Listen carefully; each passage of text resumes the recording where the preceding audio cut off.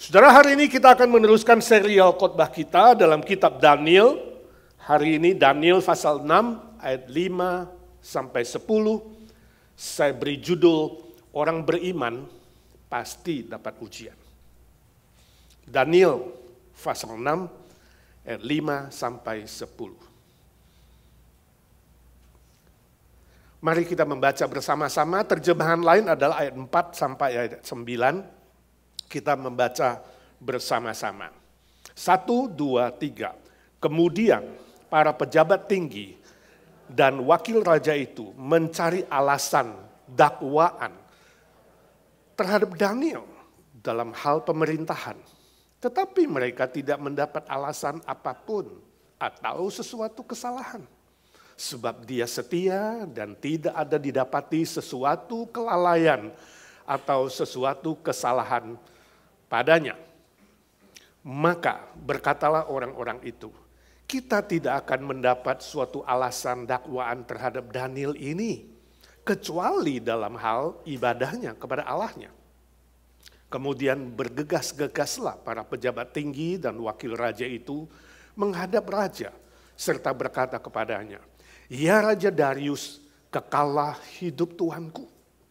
Semua pejabat tinggi kerajaan ini, semua penguasa dan wakil raja, para menteri dan bupati telah mufakat supaya dikeluarkan kiranya suatu penetapan raja dan ditetapkan suatu larangan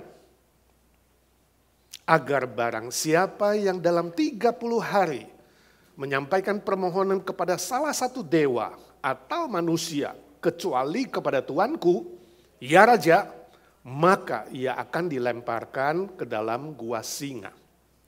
Oleh sebab itu, ya Raja, keluarkanlah larangan itu dan buatlah suatu surat perintah yang tidak dapat diubah menurut undang-undang orang Media dan Persia yang tidak dapat dicabut kembali. Sebab itu, Raja Darius membuat surat perintah dengan larangan itu. Demikian jauh pembacaan firman Tuhan. Berbahagialah orang yang membaca, mengerti, dan melakukan firman Tuhan dalam hidupnya. Saudara, suatu kali ada sidang perceraian di sebuah pengadilan. Si hakim bertanya kepada sang suami, apakah Bapak sungguh-sungguh sudah yakin dan mantap untuk kasus perceraian ini? Lalu si suami itu mengatakan, ya hakim, saya sudah mantap. Saya akan bercerai. Kenapa? Tanya Pak Hakim. Pak Hakim, siapa sih yang tahan berumah tangga? Kalau istriku itu tiap hari ke bar, ke diskotik, ke karaoke. Lalu Pak Hakim bilang, oh jadi istrimu ini suka mabuk-mabukan ya? Oh bukan Pak Hakim. Lalu apakah dia suka ngedance misalnya atau dugem dunia kegelapan? Oh bukan itu Pak Hakim. Lalu kenapa dia setiap hari harus ke bar, ke diskotik, ke karaoke? Tiap malam seperti katamu. Lalu sang suami berkata, Pak Hakim, dia nyari saya. Kan saya malu loh sama teman-teman saya semua. Tiba-tiba prak! Pak Hakim melemparkan palunya kepada si suami. Saudara, ini hanya humor. Seorang yang sudah bersalah, tapi menyalahkan orang lain. Suami sudah bersalah, menyalahkan istri. Ini hanya humor. Tapi saya yakin dalam kenyataan hidup, dalam fakta hidup, ada hal-hal yang sedemikian bukan? Sudah salah, menyalahkan orang lain. Dan orang yang benar disalahkan. Orang yang benar menghadapi ketidakbenaran. Orang yang benar menghadapi ketidakadilan. Saya tidak tahu apakah saudara pernah mengalami ini. Dan atau sedang mengalami ini. Tapi inilah yang kita baca. Dari bacaan Alkitab hari ini. Fakta menunjukkan bahwa Daniel yang hidupnya benar. Justru dia menghadapi orang-orang yang tidak benar dan tidak adil. Saudaraku, bukankah sebenarnya di akhir zaman ini ujian dan cobaan yang datang itu lebih bertubi-tubi? Bukankah Tuhan Yesus sudah berkata bahwa di akhir zaman ini pencobaan dari iblis itu akan semakin gencar untuk menjatuhkan setiap manusia, bahkan orang percaya, orang Kristen pun akan dijatuhkannya. Dunia dengan segala kemewahannya, dengan segala kenikmatannya, berusaha dengan giat menarik orang-orang percaya untuk meninggalkan iman, meninggalkan Tuhan mereka. Itu yang kita lihat. Fakta pada zaman Daniel sampai hari ini. Tapi kita bersyukur kepada Tuhan. Tuhan kita sanggup mengubah sebuah cobaan yang jahat itu menjadi sebuah ujian. Yang negatif itu diubah menjadi yang positif. Ujian itu kemudian menjadi alat di tangan Tuhan untuk menaikkan kelas dari orang percaya. Menaikkan iman dari orang yang percaya. Sebab sesungguhnya tanpa ujian, sebenarnya iman itu adalah iman murahan. Tanpa ujian, iman itu adalah iman yang stagnan, yang berhenti, yang bantet, yang tidak bertumbuh sama sekali. Saya ingat waktu pelayanan mission trip di Indonesia, ada KKR siswa-siswa di SMP dan SMA di Sumatera Utara. Rata-rata kelas 11-12 siap-siap lulus.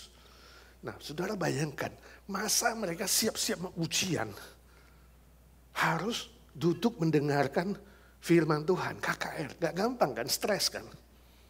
Saya lihat wajah mereka stres. Lalu saya bertanya, adik-adikku atau anak-anak, maukah kalau hari ini kepala sekolahmu atau gurumu mengumumkan, kamu tidak perlu ada ujian, tidak perlu ada PR, ke sekolah juga boleh absen-absen, tapi pasti lulus. Wah, semua bersorak, mau, hampir 100% sudah angkat tangan. Ke sekolah gak perlu rajin, boleh absen, gak usah ber-PR, gak usah ada ujian, pasti naik kelas dan lulus, dapat ijazah, mau. Hanya beberapa tangan yang tidak angkat. Lalu saya katakan, sekolah demikian ada. Cukup banyak di Indonesia, di Amerika juga ada. Saudara tinggal bayar. Bayar dikasih ijazah. Itu yang disebut ijazah aspal, asli tapi palsu. Mau sekolah yang demikian. Sekolah yang gampangan. Langsung semuanya bilang, gak mau berubah. Dalam sekejap semua yang tadi angkat tangan kemudian masih mau, udah gak mau saudara.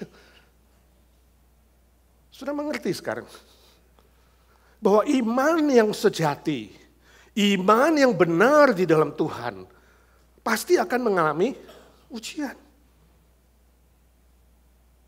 Sebab kamu asli, orang yang terang pasti tidak disukai dengan orang yang gelap. Itu yang terjadi pada Daniel. Semua pejabat tinggi, bupati, menteri, pejabat-pejabat dari Babel, mereka tidak suka dengan Daniel. Bukan karena Daniel itu jahat, bukan. Bukan karena Daniel itu pekerjaan tidak benar, bukan. Justru dia orang benar. Tapi mereka berniat jahat. Dari bacaan kita hari ini kita akan belajar ada dua hal yang dipakai oleh mereka untuk menjatuhkan Daniel. Yang pertama dari hal pekerjaan Daniel. Raja Darius di ayat sebelumnya berencana bahwa akan mengangkat Daniel menjadi kepala dari seluruh para wakil raja yang 120 orang itu. Sebab Daniel didapati punya roh yang datang dari Allah yang Maha Tinggi. Punya hikmat yang luar biasa. Nah ini tidak suka. Bagi orang-orang yang di luar ya, lingkaran Daniel, saya nggak tahu masih ada nggak, tidak suka. Tidak suka bagi mereka pejabat-pejabat Babel. Mungkin mereka berpikir, siapa Daniel ini orang Yahudi, Mau memimpin kita orang-orang Babel. Dia orang buangan. Mau memimpin kita yang menjajah orang buangan ini. Mungkin juga mereka berpikir, Daniel sudah tua, 83 tahun. Kenapa tidak dipensiunkan aja? Sudah tidak ada gunanya kan? Atau mereka berpikir, Daniel jangan-jangan cari muka. Ketika kita ajak dia berbuat jahat, berbuat serong, korupsi, dia gak mau. Dia jujur, dia setia, dia berbuat yang benar. Jadi Daniel dianggap bukan bagian dari mereka. Sehingga mereka berencana, kita akan cari kesalahannya. Tapi ayat 5 memberitahukan kepada kita, mereka tidak menemukan. Tidak menemukan kesalahan Daniel. Dan ayat 6 dari mulut mereka mengaku, kita tidak menemukan satu dakwaan apapun. Dia sungguh-sungguh bersih, dia jujur, dia terbaik, pemerintahannya hebat. Dia sungguh-sungguh tidak ada korupsi, tidak ada cacat celah, gak ada celah. Saudara, ini yang terjadi. Seringkali ketika perbuatanmu baik, ketika pekerjaanmu baik, ketika usahamu sukses, ketika bisnismu lancar, di situ ada iblis yang mulai menggocoh. Dia mulai cari gara-gara lewat orang-orang yang jahat sama kamu, lewat saingan-saingan kamu, lewat kompetitor-kompetitor kamu. Mulai dicari kesalahan kamu. Diutak-utik, cari gara-gara. Saudara, ini normal. Kalau kau menghadapi seperti ini normal. Sebab orang dunia yang gelap itu telah dipakai oleh iblis untuk menggocok kamu. Tapi firman Tuhan mengatakan tetaplah bertahan. Tetaplah berbuat baik dan benar. Jangan kamu takut. Ya. Sebab orang yang benar pasti mendapat ujian. Justru kalau kamu tidak ada ujian, ini tanda tanya. Pekerjaanku benar gak ini? Hidupku benar gak? Kok lancar-lancar terus, tenang-tenang terus? Ya, iblis gak perlu mengganggu aku, dunia gak perlu menggoda aku. Jangan-jangan saya seperti mereka. Sebab Yesus berkata dalam Yohanes 15 ayat 18 sampai 19, ingatlah kalau kamu dibenci, kamu tidak disukai, sebenarnya mereka lebih dulu tidak suka kepadaku. Jadi bersukacita, berbahagia dan bersyukur dan bertahan. Sebab apa? Bukan kamu yang dibenci, bukan kamu yang ditolak, sebenarnya yang lebih dulu dibenci dan ditolak adalah Kristus. Tuhan Yesus yang menyelamatkan kamu. Dia menanggung untuk kamu. Dan saudara dan saya mendapat efeknya. Bahwa kita juga tidak disukai sama dunia. Kita juga tidak disukai sama iblis. Tapi firman Tuhan menghibur kita di 1 Korintus 10:13 ayat pembimbing kita tadi. Pencobaan-pencobaan yang kamu alami. Yang datang dari iblis dan dari dunia itu. Hanya pencobaan-pencobaan biasa. Waktu dari mulutmu ingin berkata, luar biasa, katakan Tuhan tolong. Di matamu ini biasa. Bagiku luar biasa Tuhan. Sudah tidak tahan. Tapi Tuhan bilang, di mataku biasa. Sebab aku yang luar biasa. Saya tanya, masalah luar biasa atau Tuhan luar biasa? Biasa. Semua biasa. Yang luar biasa cuma satu, gak ada saingannya. Tuhan Allah kita, Yesus Kristus. Itu sebabnya ingat saudara, lawan kata dari Tuhan bukanlah hantu. Saya tanya, lawannya Tuhan siapa? Gak ada saudaraku. Kalau saudara hari ini masih konsepnya, lawannya Tuhan adalah hantu. Itu salah. Itu teologi dualistik. Itu teologi Taoisme, bukan. Tuhan kita, Tuhan Yesus Kristus, yang sudah mati dan bangkit kembali dan naik ke sorga. Tidak ada tandingannya, amin. Dia satu-satunya yang luar biasa. Yang lain semua biasa. Tuhan Allah, dewa, berhala, Tuhan manapun biasa. Masalah, persoalan termasuk maut sekalipun biasa. Hanya Tuhan Allahku, Tuhan Yesus Kristus yang menyelamatkan aku, menyelamatkan saudara. Dia luar biasa. Amin. Sebab itu pegang. Seberat apapun persoalanmu, seberat apapun ujianmu, ingat, katakan Tuhan, bagimu biasa. Hanya Engkau luar biasa Tuhan, Engkau lebih besar dari semua ujian dan cobaan ini. Dan Tuhan bilang, kalau itu datang, kalau ujian itu datang, kalau pencobaan itu datang, Dia segera akan membukakan jalan bagimu. Jalan keluar. Jalan keluar itu seperti sebuah terowongan yang tampaknya gelap, tapi ujungnya tidak buntu. Sebab ujungnya ada sebuah cahaya di sana. Lihat itu cahaya. Sebab Kristus adalah terang. Dia sumber terang. Orang yang benar tidak pernah mendapat jalan gelap yang buntu. Tetapi ujungnya selalu bercahaya. Amin. Cuma seringkali kita mengatakan, Tuhan terowongannya panjang amat. Panjang amat, baru langkah pertama, ini langkah kedua. Kelihatannya seperti langkahnya panjang sekali. Ibarat naik tangga. Saya pernah kasih ilustrasi naik tangga. Tangga itu gelap. Jangan mencoba naik 5 anak tangga sekaligus. Kamu akan jatuh. Tangga itu akan bercahaya kalau kamu injak satu demi satu. Jangan pernah mencoba menginjak 5 atau 6 atau 2 atau 3. Sebab Tuhan desain itu, terowongan atau tangga itu, selangkah demi selangkah. Begitu kamu maju selangkah, dia bercahaya. Begitu kamu maju selangkah, dia bercahaya. Jangan mencoba melompat, kamu akan jatuh. Saudara yang nyetir pasti tahu kalau malam hari ya di dalam gelap. Lampu depan itu selalu ada jaraknya, betul? Kamu lihat garis itu selalu ada jaraknya. Jangan kamu lihat yang jauh, yang gelap itu. Tapi lihat garis itu. Begitu kamu menuju garis itu, dia bergerak. Dia bergerak, dia bergerak. Selalu bercahaya. Sampai tujuan. Itu 1 Korintus 10 ayat 13. Pegang baik-baik janji firman Tuhan. Dan Tuhan yang baik akan mengubah semua pencobaan menjadi ujian. Naik kelas. Naik kelas imanmu. Roma 8:28. Saudara tahu apa bedanya besi dan baja? Mana lebih kuat, besi atau baja? Baja. Sebenarnya mereka dekat. Sekilas gak ada bedanya. Di mana perbedaan besi dan baja? Di kandungan karbonnya.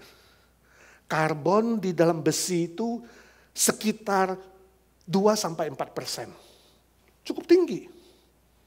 Sehingga lebih mudah patah dibanding dengan baja. Kandungan karbon di baja itu 0,04 sampai 0,3. Rendah sekali. Itu sebabnya baja lebih kuat. Tapi tahukah saudara, teknologi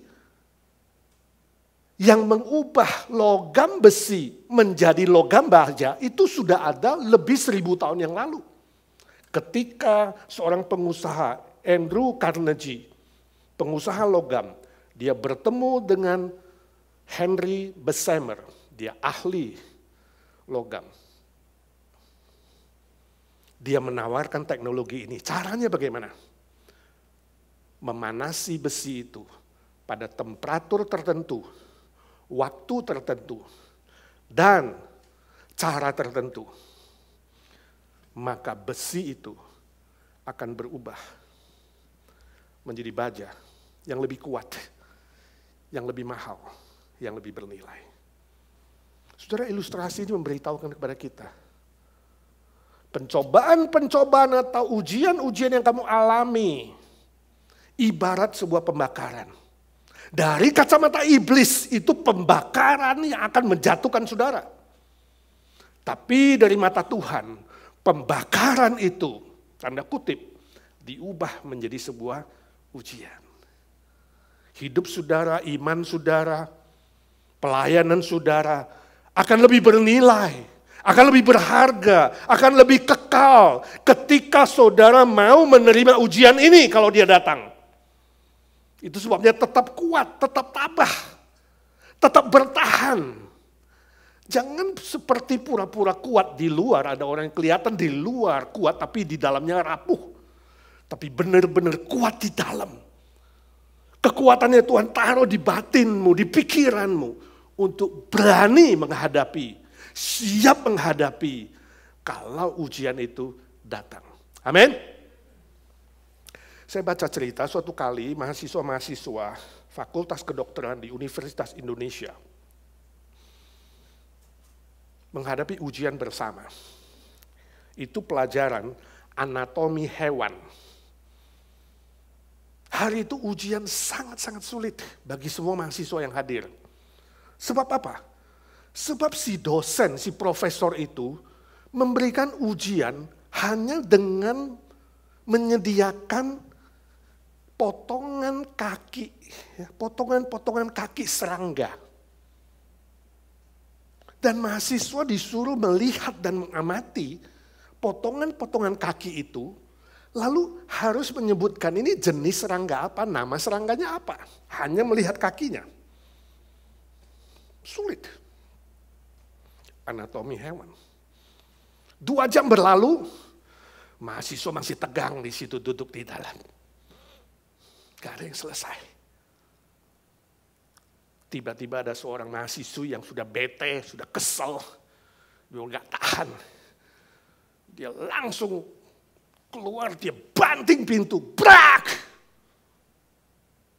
Dosen kaget dan berkata, siapa itu? Berani-berani banting pintu, siapa namamu? Nah mahasiswinya udah di luar. Lalu dia masukkan kakinya. Prof, ini kakiku. Coba tebak siapa namaku. Profesor gila. Ujian kok ujian kayak ngono ya, gila ini kan. Kasih kaki suruh nebak. Ini humor saudara. Saya yakin gak ada mahasiswa begitu ya. Tapi ini sebuah contoh. Contoh orang yang menghadapi ujian lalu give up, menyerah. Bukan saja menyerah, marah-marah. Ya kan? Lalu ledekin profesor yang gila lu ya, ujian kok kayak begitu, kasih kaki doang. Nih kakiku coba bisa tebak gak namaku? Profesor ini udah bingung, ini kaki siapa?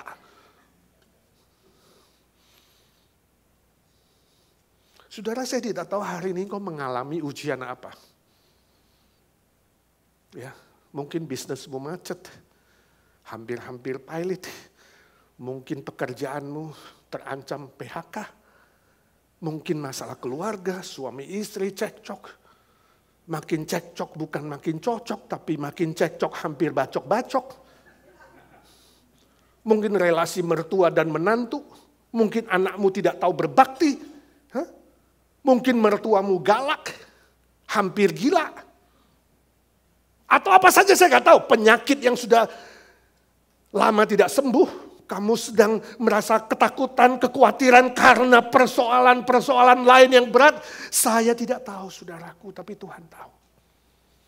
Jangan menyerah. Itu nasihat firman Tuhan. Jangan menyerah. Jangan takut. Kalau ujian datang padamu, lebih dulu membenci Kristus, kamu harus bertahan. Kamu harus siap. Kamu harus setia. Jangan berpikiran, ya, marah-marah dan mengancam Tuhan. Berpikir dan mengancam. Tidak mau lagi datang ke gereja. Tidak mau lagi berdoa. Ini apaan Tuhan? Tuhan katanya pelihara. Mana? Jangan. Jangan berani-berani marah dan ngancem. Untuk tidak lagi beribadah, tidak berdoa, tidak melayani, mundur dari pelayanan. Jangan, sekali lagi, jangan pernah berpikir seperti itu. Amin. Yang kedua, dalam hal ibadah Daniel. Nah setelah mereka mencari-cari kesalahan pekerjaan Daniel gak ketemu. Lalu mereka dapat ide. Cuma ada satu hal yang kita bisa menjatuhkan dia. Ibadahnya kepada Tuhannya. Kita lihat dia tiap hari berdoa kepada Tuhannya. Tiap hari dia beribadah kepada Tuhannya. Rupanya itu sudah diawasi Daniel ya, diintip itu ya. Daniel 1 hari 3 kali berdoa menghadap Yerusalem. Setia. Itu bisa kita pakai. Lalu firman Tuhan berkata di sana ayat ke-7, mereka bergegas-gegas Istilah bergegas-gegas dalam bahasa aslinya itu lebih berarti, lebih tepat diterjemahkan bersepakat, bersekutu. Artinya mereka langsung bikin rencana, sepakat. Bikin planning bagaimana menjatuhkan. Lalu mencari pengaruh kepada yang lain-lain. Itu disebut bergegas-gegas. Lalu mereka datang menghadap raja. Ayat 8 mengatakan mereka melaporkan. Raja, semua pejabat, semua bupati, semua menteri, semua ya. Wakil raja sudah setuju bahwa dalam 30 hari ada yang berdoa kepada Allah lain, ada yang menyembah Allah lain selain raja selama 30 hari. Lemparkan ke dalam gua singa, dia pantas dihukum mati. Ini bohong, saudara. Ini dusta besar. Sebab tidak semua setuju, minimal Daniel justru pemimpin pejabat tinggi tidak tahu menahu. Dan pasti tidak setuju dengan niat jahat ini, sepakat jahat ini. Dan mungkin sekali ada pejabat-pejabat di luar Babel, wilayah Babel luas sekali, mungkin mereka juga tidak tahu dan tidak setuju. Jadi mereka berdusta kepada raja. Semua sudah setuju. Hati-hati saudara ya. Perkataan itu berbahaya sekali. 2 orang setuju bilang semua setuju. 3 orang setuju bilang semua setuju. 3 pendeta jatuh bilang semua pendeta itu. Mungkin ada 5 atau 10 pendeta mata duitan langsung bilang semua pendeta mata duitan. Hati-hati dengan kata semua ini. Ya kan? Suami salah cuma 1-2 kali bilang semua kesalahanmu, semua. Jangan di-exaggerate diperbesar. Cuma sebagian loh. Bilangnya semua. Ini permainan iblis. Ketika menyampaikan dusta di Taman Eden kepada Hawa dan Adam. Hati-hati, Hawa lebih dulu termakan dusta. Ibu-ibu hati-hati kalau ada yang bilang kamu, wah, kamu akan jadi seperti Tuhan. Itu kan Hawa kan? Makan saja gak apa-apa buah itu, buah pengetahuan baik dan jahat. Kamu tidak akan mati. Kamu akan jadi seperti Tuhan. Wah, langsung Hawa lupa diri. Tuhan, I want it. Hati-hati, kalau kamu shopping, ada itu suara-suara. Wah, Bu, kalau kamu pakai ini bagus deh. Harganya juga murah, gak usah bayar sekarang. Beli sekarang 90 hari baru bayar. Gosok saja kredit card. Oh, hati-hati. Dari lihat buahnya, cakep. Lalu tambah dusta iblis, jatuh. Wanita jatuh dari pendengaran. 1, 2, 3. Wanita jatuh dari hati-hati dengan rayuan. Wanita jatuh dari pendengaran. Pria jatuh dari penglihatan. Hati-hati. Sebab itu pornografi menangkap pria dulu lebih banyak daripada wanita. Dusta. Dusta itu taktiknya iblis. Sebab firman Tuhan Yesus berkata Yohanes 8:44, iblis adalah bapak pendusta. Hati-hati. Itu akarnya adalah iri hati. Semua teman-teman Daniel iri hati. Bukan hanya dusta kepada raja, lalu mereka rencana jahat. Raja, kalau begitu buat surat. Surat larangan yang dimeteraikan sesuai dengan hukum media Persia. Jadi kalau saudara baca kitab Esther, pasal 1 dan pasal 8, itu ada peraturan kerajaan media Persia. Kalau surat yang tertulis dimeteraikan dan ditandatangani oleh raja, itu tidak boleh diubah. Termasuk raja pun tidak boleh mengubahnya. Luar biasa ya. Ini law is the king. Ini mirip Amerika. Presiden pun tunduk sama hukum. Bukan king is the law. Kalau Indonesia king is the law apa law is the king? Siapa penguasa dia yang membuat undang-undang. Di rumahmu law is the king atau king is the law? Biasanya queen is the law. Sebab wife adalah the law. Apa kata istri? Om langsung batuk. Iya betul Om. Sebab ada sister-in-law, ada brother-in-law, ada father-in-law, mother-in-law, right? Gak ada wife-in-law. Walaupun dia dari marga lain.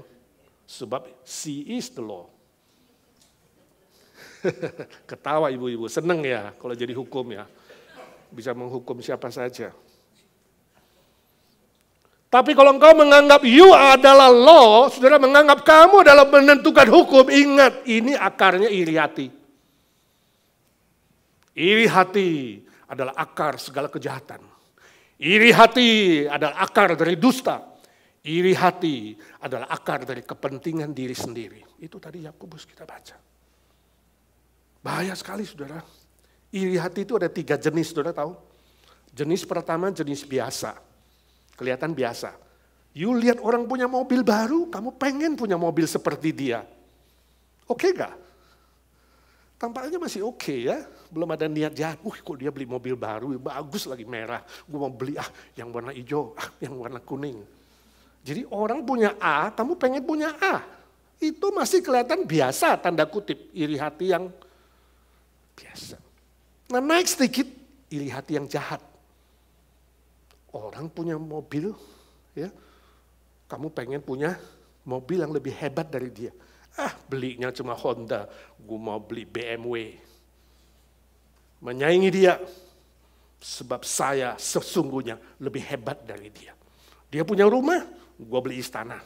Istrinya 1, gue 2. Maunya lebih hebat, lebih. Karena gue lebih hebat dari yang lain. Kepentingan diri sendiri. Itu mulai jahat. Karena ada niat menjatuhkan orang lain. Nah yang level ketiga itu sadis. Dia punya rumah, aku tidak suka, aku akan memusnahkan rumahnya. Dia tidak boleh punya, sebab hanya aku yang boleh punya rumah. Nah ini sadis. Ini yang terjadi. Daniel tidak boleh ada di muka bumi ini. Kita harus musnahkan dia. Sudah melihat kejamnya iri hati? Ruben bisa ngarang lagu ya. Judulnya Kejamnya Iri Hati. Sangat-sangat jahat. Saya baca sebuah cerita ada seorang atlet. Ya. Dia kalah dalam pertandingan dengan saingannya.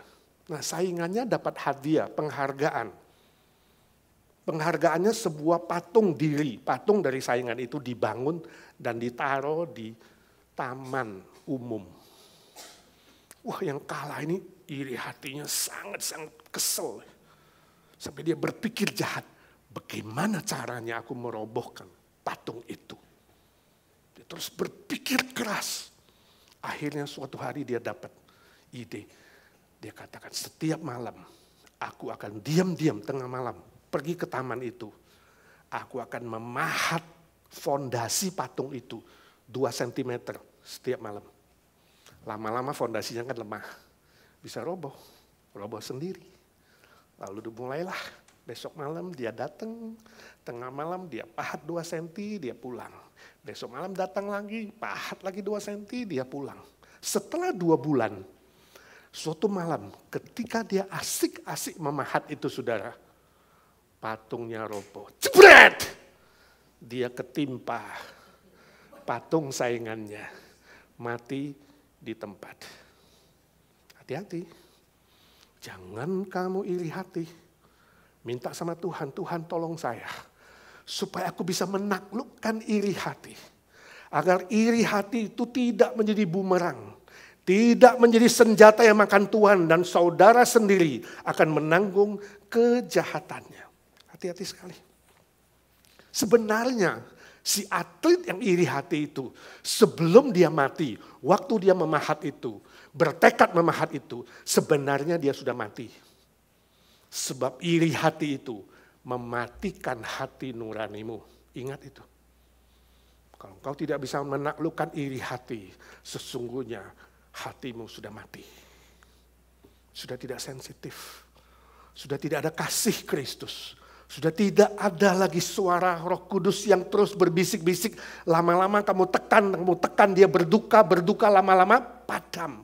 Itu sebabnya Alkitab mengatakan, jangan memadamkan suara Roh Kudus. iri hati adalah akar engkau memadamkan suara Roh Kudus. Ayat 10, terakhir yang tadi kita baca, rupanya Darius kemakan dusta seperti Hawa dan Adam. Kemakan dusta. Firman Tuhan mengatakan tanpa pikir panjang langsung Darius setuju. Dia menandatangani surat yang bermaterai itu. Dia gegabah. Dia bodoh mengambil keputusan yang salah. Rupanya dia berpikir, oh saya bakal jadi dewa selama 30 hari. Dipuja, ditinggikan, dimuliakan, disembah. Memang orang media Persia itu ada sebuah tradisi bahwa raja itu dipercaya sebagai titisan dewa. Boleh disembah. Lalu dia setuju. Saudara, bisa gak terjadi dalam hidupmu kau diuji karena kamu serasa lebih hebat, lebih pintar. Karena gengsi, karena dapat keuntungan pribadi, dapat kehormatan, dapat pujian. Lalu kamu lupa diri dan mengambil keputusan yang salah. Seringkali pujian, kehormatan, dan keuntungan kepentingan diri adalah sebuah jerat. Jerat dari si jahat membuat saudara mengambil keputusan yang bodoh dan gegabah. Yang akhirnya memalukan nama Tuhan. Merugikan dirimu sendiri, merugikan orang lain. Bisa terjadi. Menjadi senjata makan tuan.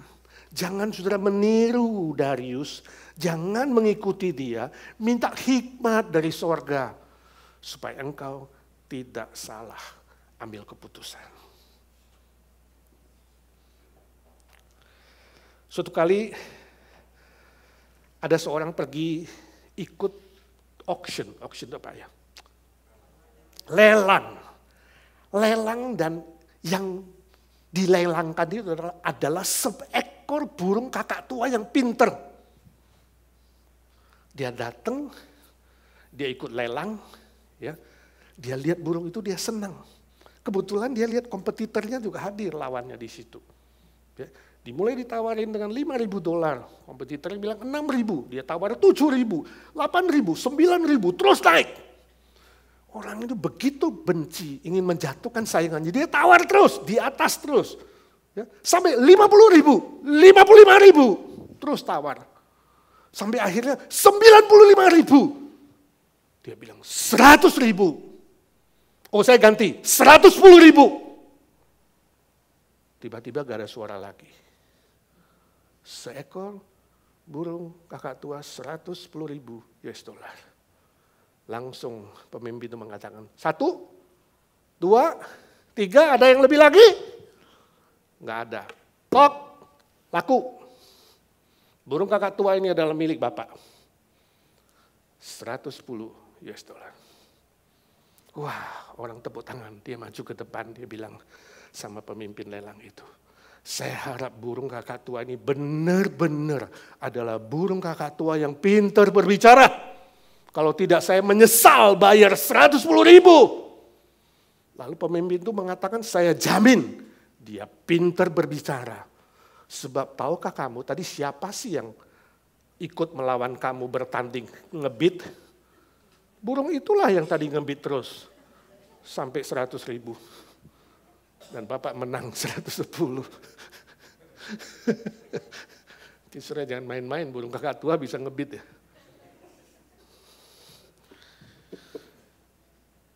Jangan meniru kebodohan Darius.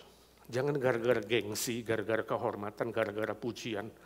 Lalu kamu lupa diri, salah ngomong, salah keputusan, salah langkah. Jangan. Ingat ujian apapun yang Tuhan izinkan datang kepadamu hari ini. Tetap bertahan. Tetap sabar menantikan Tuhan. Tetap setia dalam berdoa, setia dalam beribadah. Jangan pernah mengeluh dan marah-marah. Amin. Tapi berkata, ya Bapa jadilah kehendak-Mu. Kalau Kau izinkan ini terjadi, pasti ada jalan keluar. Izinkan aku melihat cahaya di ujung lorong gelap itu. Amin. Mari kita doa. Ya Tuhan Yesus, suara hamba-Mu sudah berhenti. Biarlah suara Roh Kudus terus berbisik-bisik di pikiran, di hati kami. Beri kami kekuatan untuk bertahan. Bertahan dalam semua cobaan dan ujian yang Tuhan izinkan. Ajar kami tidak membesar-besarkannya. Kami melihatnya seperti Engkau melihat itu biasa. Justru kami membesarkan Engkau Tuhan Yesus. Kau yang sudah mengalahkan kuasa maut, kuasa dosa, kuasa iblis. Jauh lebih besar dari semua persoalan kami, masalah kami. Ajar kami memandang kepadamu fokus. Fokus kepadamu bukan kepada yang lain. Fokus kepada jalan keluar yang Kau buka. Walaupun kadangkala sepertinya lama. Tapi waktumu paling tepat. Caramu paling tepat. Ajar kami tunduk. Ajar kami setia. Tidak lalai, tidak bosan berdoa. Tidak lalai, tidak bosan beribadah. Agar nama-Mu dimuliakan dari semua yang Tuhan izinkan terjadi. Dan kami semua menerima kebaikan, itu janji-Mu Tuhan. Kebaikan sebab Engkau Allah yang baik. Tiada setitik jahat pun di mata-Mu, di pikiran-Mu. Terima kasih Tuhan, terima kasih. Balutlah luka-luka di hati yang hadir.